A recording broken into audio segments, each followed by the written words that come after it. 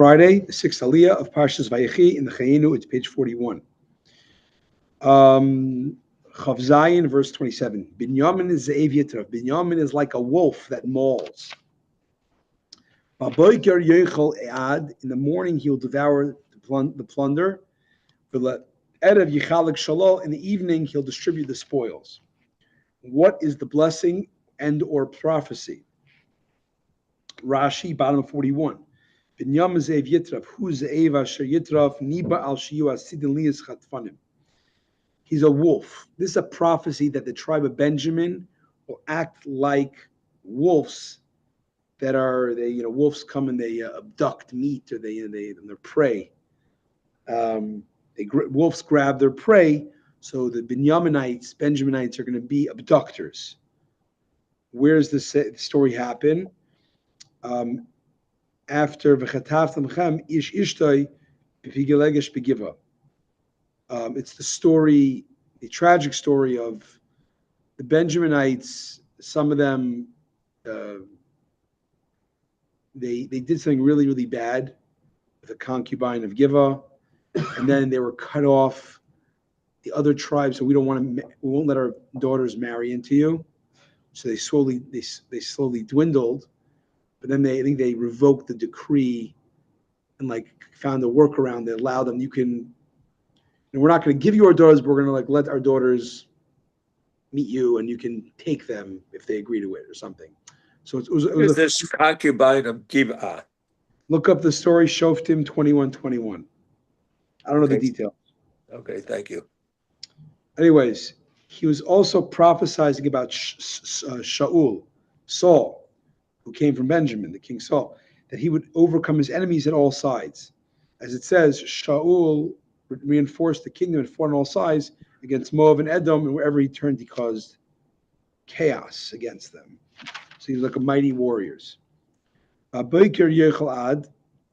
it says that along this, Shaul, he would devour the plunder. Ad is the unusual term. Ad means plunder. As Unkelus translates as ada'ah, booty. There's other examples of this in Hebrew language. We see in Yeshaya, Oz chulak ad shalol. Then will the great spoil be divided? And Al Shaul hu omer. And Saul, this is again talking about Saul. In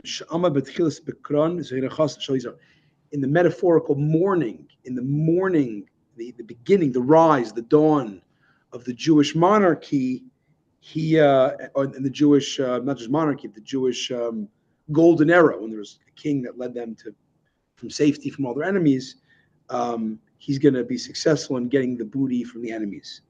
Okay, then it says, towards the evening, he will distribute the spoils. What is metaphorical darkness? Darkness is exile.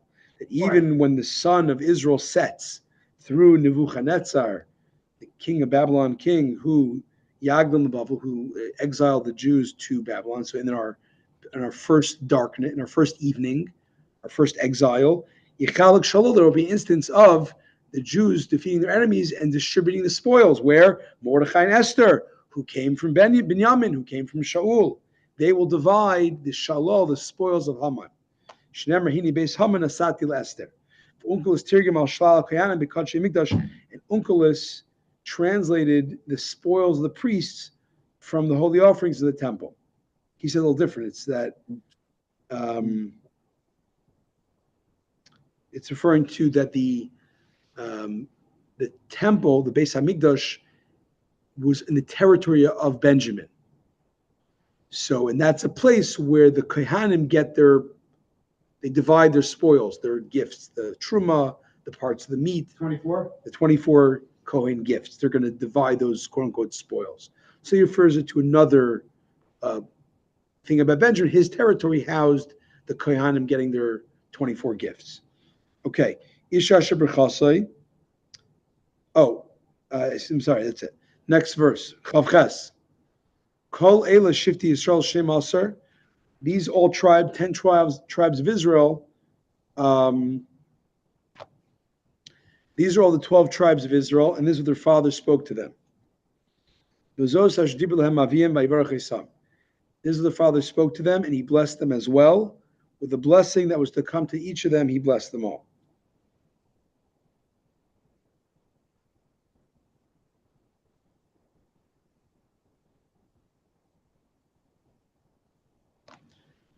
This is their Father spoke to them, he blessed them as well. With the blessing that was to come to each of them, he blessed them all. Okay. Chav Ches, this is that their Father spoke to them, and he blessed them.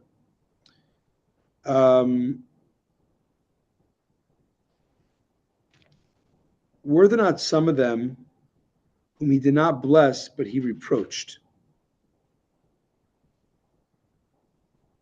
He blessed all of them. Some he gave, I don't know, Shimon and Levi got a rebuke. This is what it means. Levi really assumed the most, the greatest responsibilities in our nation. Right, but that's not but that's not what we're referring to. We're referring here that Yaakov, he didn't bless everybody. He seemed to give rebuke to some but people. even with that lack of the blessing, look what happened to Levi. But we're not talking about what happened. We're saying the Torah is saying here. We are talking about what the meaning of a blessing is. The words, okay. I'm not arguing in concept, but I want to be very true to the words. These are the 12 tribes of Israel, and this is what their father spoke to them.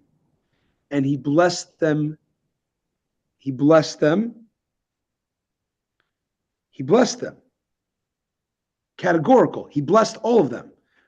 Rashi asks a klutz kasha. We call it obvious. Your approach can be a blessing. Okay, but let Rashi give his answer. Maybe that's the answer, but Rashi's saying at the face of it, there wasn't blessing to all of them. So this is what it means. This is how Rashi understands it.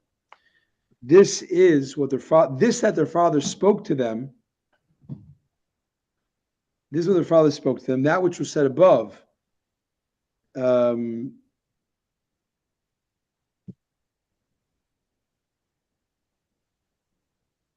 Maybe it means he spoke to the ones that didn't get a blessing, Reuven, Shimon, and Levi. Maybe they just got spoke. So exactly your point, Alan. Talmud Lomer, the Torah is saying, that even the rebuke, there was really a blessing. That's exactly the point. Kulam b'masha, they all got a blessing. Isha shekir v'achasai, each one according to their unique blessing. Bracha sida lavoy al kol echad, with a particular blessing that was destined to come to each one. He gave everyone the blessing that was their destiny. And Rashi continues next page. He blessed them. The verse need have only said he blessed them. It keeps going plural, the group, to the individual, right? He blessed them. And then you want to talk about them getting individual blessings. Each man, like the individual's blessing, it should say he blessed him. We said the collective. He blessed all of them, collective. Then it says each man got his blessing that he was blessed. But it didn't say that. It says each man got his individual blessing. He blessed them. You get the question?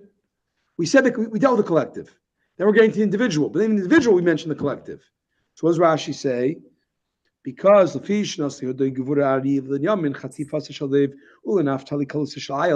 you saw as an example sampling, right? Yehuda got strength, and Yamin got wolf, and Naphtali was quick.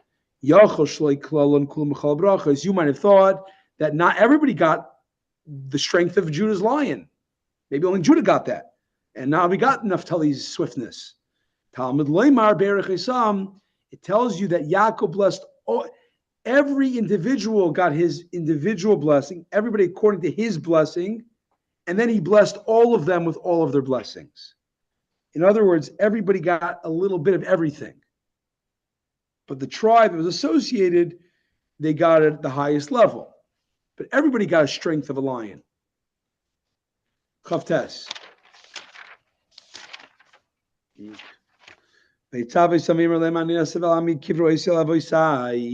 He commanded them, saying, I'm about to be gathered into my people. Bury me with my fathers, Elama'arat, in the cave, Asher b'stei Ephron Achiti, that is in the field of Ephron the Chiti.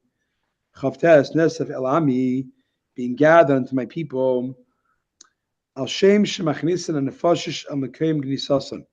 Dying is so cold because at death, souls are brought into the place in heaven where they are stored. The word asif in Hebrew can also mean bringing in. And no one has brought me into his house.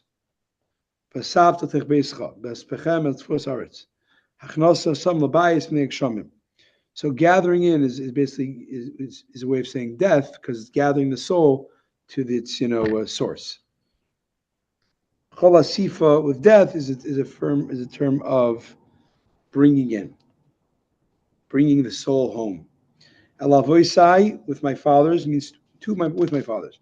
Lamed b'ma'arash machpelah shalpanim amir Canaan.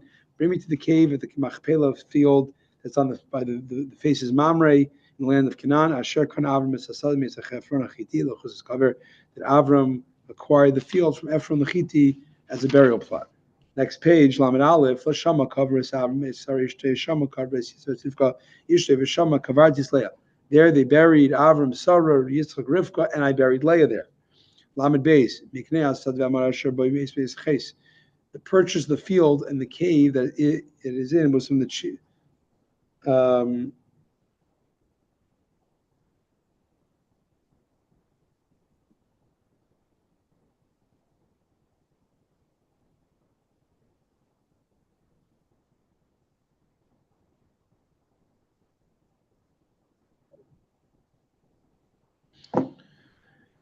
okay.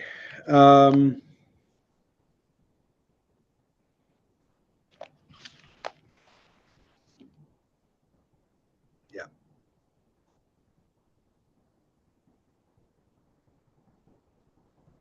Make this Shabbai Meis V'Ches. The purchase of the field and the cave that says the purchase of the field and the cave was from the children, the Hittites.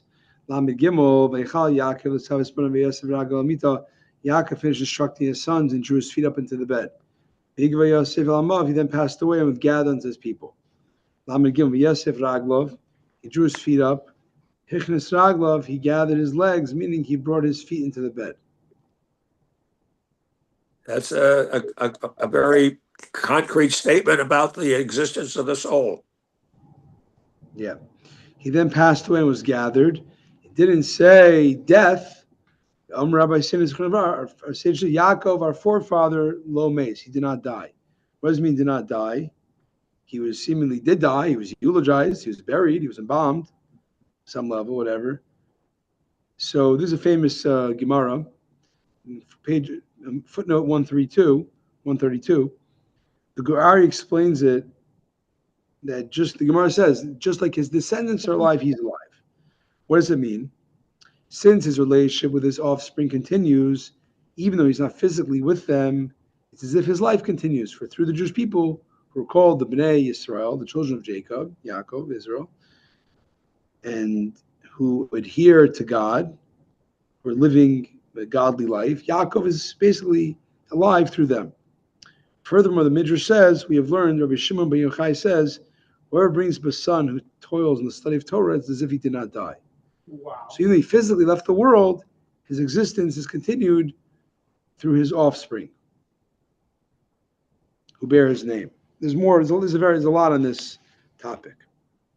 Okay.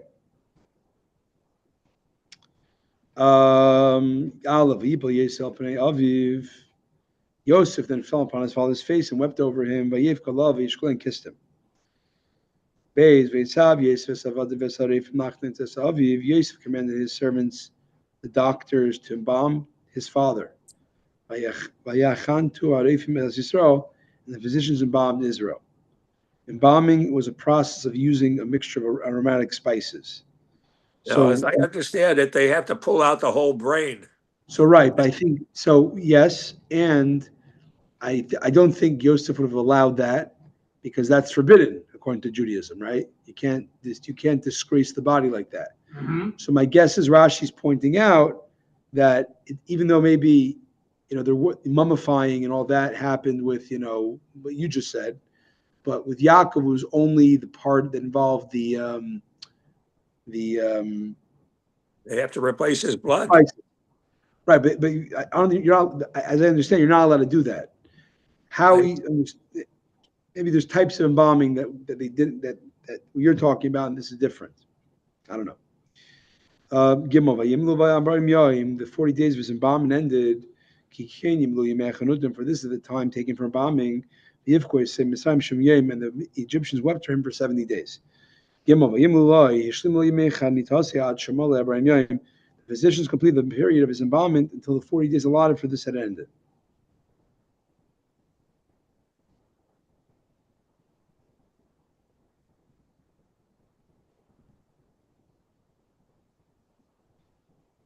Okay, fine. And they wept over him for 70 days. The Egyptians, 40 days of the embalming process and 30 days of just mourning, crying. Why? Because since Yaakov came, there was a big blessing when he arrived to Egypt. Because when he came, the famine finished and the waters of the Nile increased in his merits. They realized as a holy man, they cried to lose a holy man. Wow. A miracle man, a spiritual man. Dalid, the days of weeping had passed. The Yosef spoke to Pharaoh's court, saying, if you now regard me favorably, please speak directly to Pharaoh, saying, hey, Avi Ishbiani Lemar, my father made me swear, saying, I'm about to die, Bekivri, my grave Ashkrisili, I dug for myself, Eretz Canaan, land of Canaan, Shamasik, there you will bury me. And now, and now let me go up to Canaan, let me bury my father, and then return. Rashi. My father said, bury me in the grave I dug for myself. Simply because karisias means digging. Bury me in the grave I prepared for myself. The Medrash, though, explains a little differently. They say, the Medrash says you could say it means a karisi could be also kanisi, which means I bought. My father said, bury me in my plot I purchased. Rabbi Kiva kishalachti He says, when I went off to the far off towns, the towns by the sea, I heard them speak in Israel. They would, I guess, like a dialect, they'd so mechira, they'd call kira. They'd call commerce kira. So you see kira, karisi. Another medrash says kri is digar. It means a heap. Yaakov took a heap of gold that he got from Lavan, and he made it a gigantic pile, and he told Esav, take this for your share in the Machpelah cave. Now, we said earlier that Esav denies this transaction. They have proof of it. Here we see that they're referring to that, my father bought for a ton of money a plot from his brother Esav. Why did he do that? He didn't want Esav to claim any rights to the Chevron, the burial spot, the family Varain. He buried Leah there, and he wanted to be buried with Leah, and he didn't want Esav to be buried there.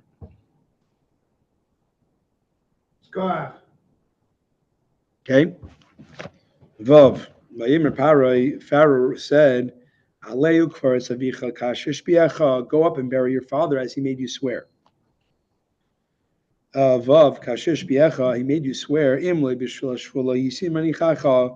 Were it not for this oath, I would not let you to go. Pharaoh said, you know what? You swore it. Okay, I have no choice. I got to let you go. But I don't want to make you. Nullify your oath. I'm afraid to do that because if I say that you should nullify that oath, then maybe you're going to say, oh yeah, then I'll nullify another oath I made. What was the other oath? The other oath was when Pharaoh made Yosef his viceroy. He made Yosef swear. He's not going to let everybody know that he knows one more language than Pharaoh. Pharaoh knew the 70 languages, but if Yosef knew the 69, and Yosef knew, on top of that, he knew Hebrew. So he didn't want Yosef to look smarter than him. So he made him swear. I would think that Hebrew would be among the 70 languages. So 69. For Pharaoh. So Pharaoh knew 69. I don't know. Could be. I don't know. Maybe the 71 with. 69 I didn't say that. It says the other 70 languages here. But whatever. It's not, it can go either way. which you do not know, as a stated in Tractate Sota.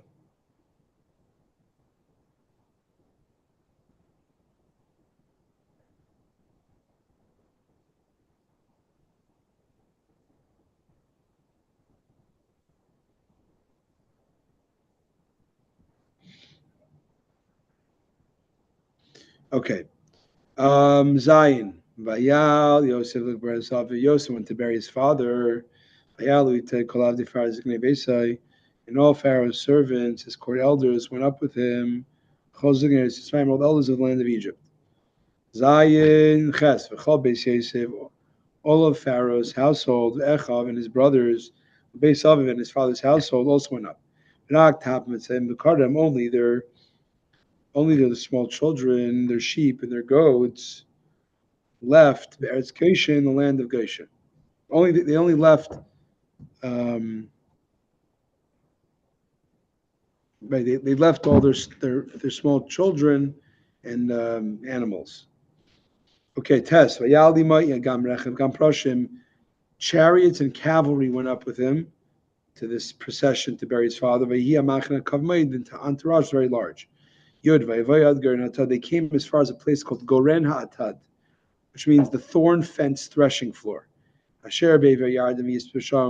was across the Jordan River. And they eulogized him there, a big eulogy, the heavy one, very much. And he made for his father Avil Shavas Yamim a 7-day mourning period. Yod Gerin Hatad is so called because it was a threshing floor. The rabbis explained.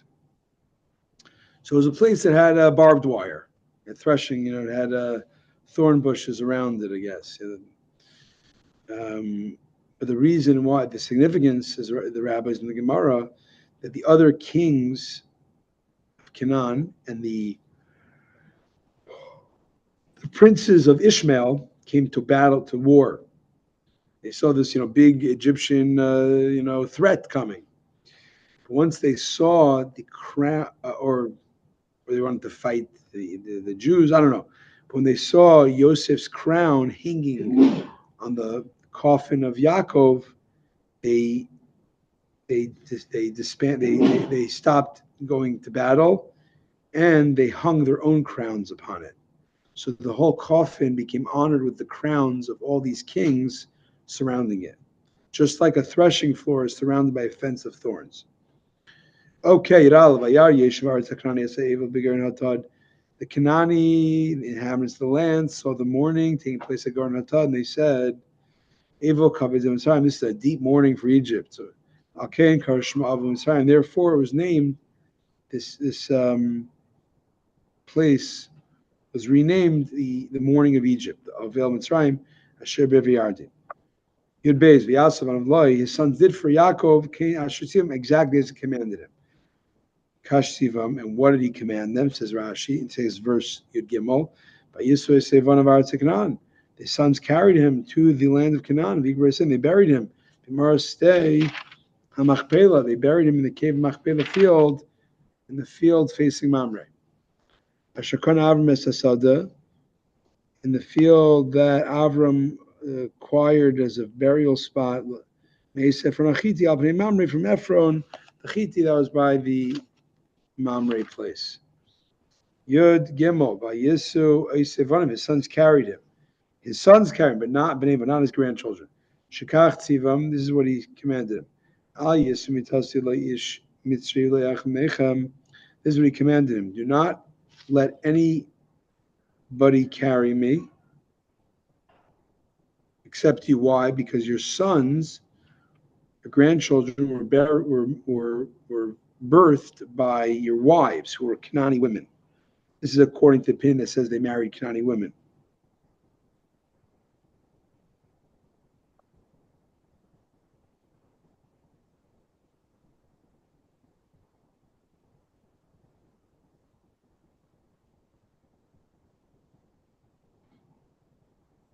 They had no choice except Canaanite women for No, wives.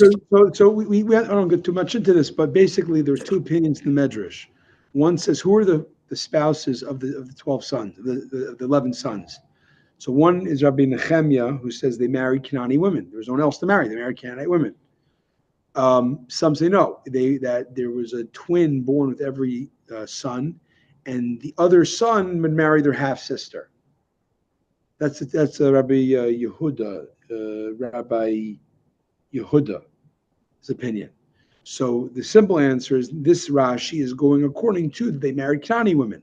So Yaakov's saying, don't let your grandchildren who are born from Canaanite women carry my kind of holy ark, because there's like a tinge of Canaanite genes in them. But actually, there's a long note here, and it says it could be actually, this could even go according to the opinion that they married their half sisters who are not Canaanite women. Then what's wrong with the grandchildren? Because we know if they married their sisters must have died, because they're not, their wives, their half sisters' wives, must have died, because there's no mention of them by the 70 people who came down.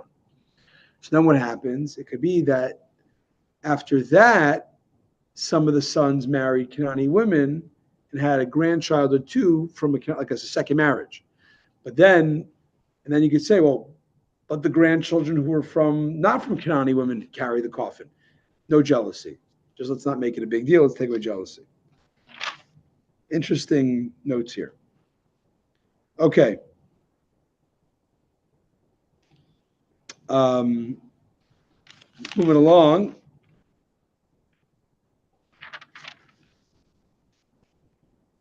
You alone have to carry it. And he told them, the way I want you to carry it is a certain formation. 3 of you to the east and the other 4 directions, which is going to map, which parallels later on in history when Moshe gives the formations of the tribes of the desert formations. It's the exact same way as the way Yaakov told them to be around the coffin. Levi, he did not carry the bier, because in the future he will carry the ark. And Yosef should not carry it because he's king. So who's left? The other 10. And Menashe and Ephraim are instead of both of them, which actually is what happened in the desert. That Menashe and Ephraim, Levi is not part of the surrounding; he's in the middle. Okay. Anyways, So 3, 4, 1, 1. 3, 3, 3, 3. There's 12 Right. because 3, 3. 3, 3. 12. Levi's not part of the 12.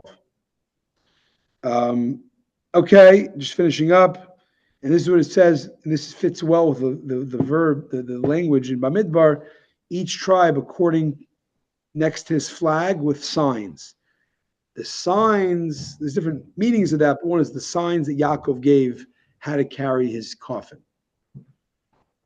All right, Yud Dalid. Vayashav Yosef Mitzrayim hu Yaakov v'chol ha'elim mitil l'kbar Aviv.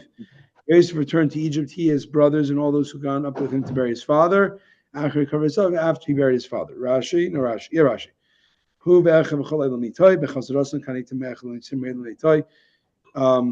When recounting the return journey, it mentions his brothers before the Egyptians. Before it said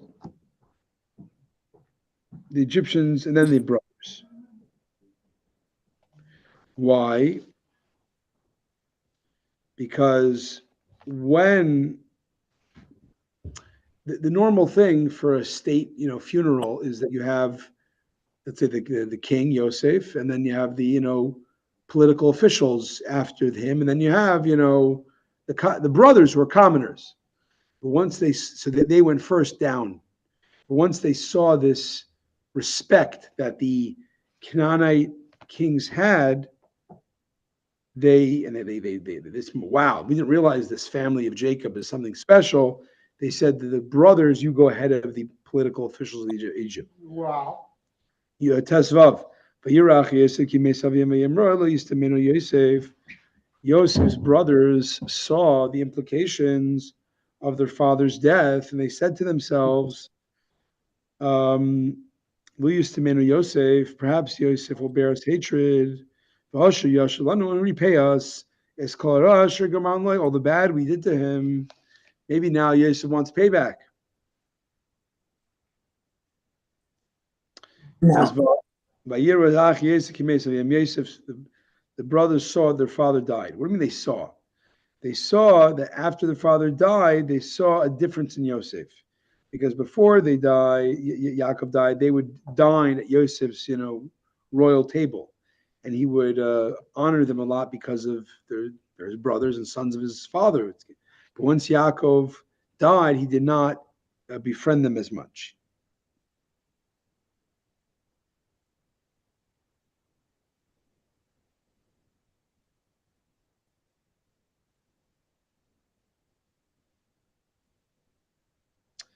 Interesting. While his father was alive, is a quotes a medrash that Yosef didn't do this. It sounds not nice. Yeah, why was there a change in Yosef? He actually had good intentions because according to Egyptian law, he has to sit at the head of the table. Right? Now, and the fact that he's not the firstborn, he's not Ruvain, he's not Yehuda. Only his father basically said, Yosef, I want you to sit at the head of the table. So it wasn't considered like disrespectful to his brothers. But now his father's not around to tell him to sit at the head of the table. But he kind of has to sit at the head of the table. So he just avoided it by not eating with them. Okay. I wonder why he wouldn't tell I don't know. him. He can feel bad. Lu Yistamenu, Shema Yistamenu. Let's get addition to the rescue. Let's see what the Chumash here says.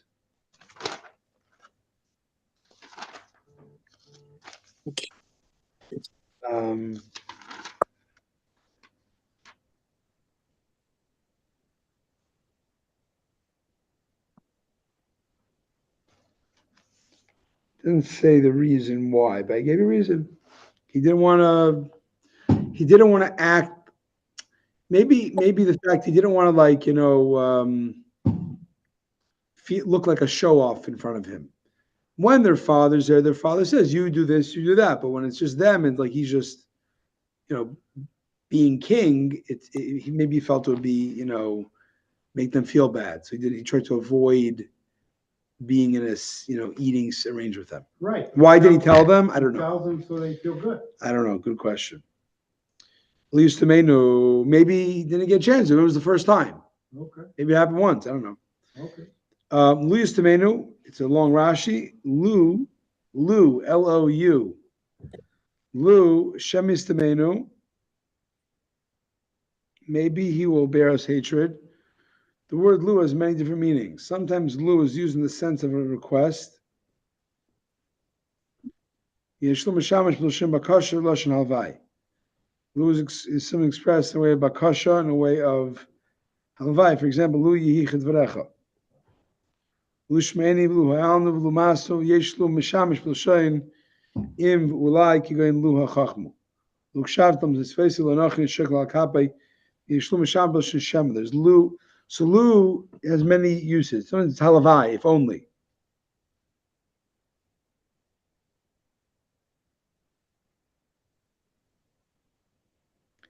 But also can mean maybe.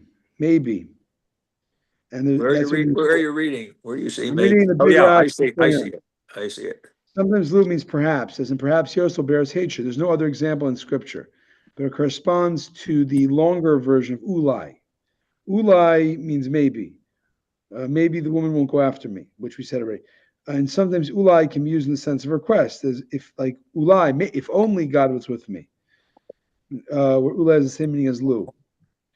If only lu, it would be as you said. And sometimes ulai can be used if.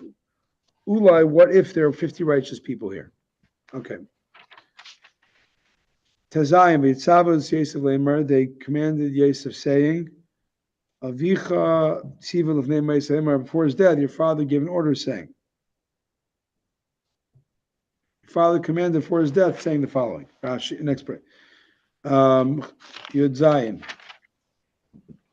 Kaisem Yosef Ana Sana Pesha Achecha V'Chatazik Yegimulucha. Tell this to Yosef.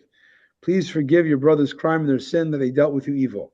Yata sana, now forgive the crime, Lefesh Avdei Elokei Avicha, of the servants of the God of your father. But Yosef cried when they spoke to him. Rashi. I skipped the Rashi. Betzavu, which she said earlier, they commanded messengers. So too, Vitzav means the brothers sent a messenger to tell Yosef the following. And who they command? They commanded who the messengers? The sons of Bilhah, who were more friendly with Yosef. Shenemar of Hunaras Bnei Villa, the sons of Bilhah regularly with him, as it says with the sons of Bilhah. Avicha Tziva, your father gave an order. Shinuva Darav Bnei Hashalim, they alter the facts for the sake of peace. Yaakov had not given them such an order. Because Yosef was not suspect in his eyes. Yaakov didn't tell them this, but they said it because they wanted to make peace. They told a white lie.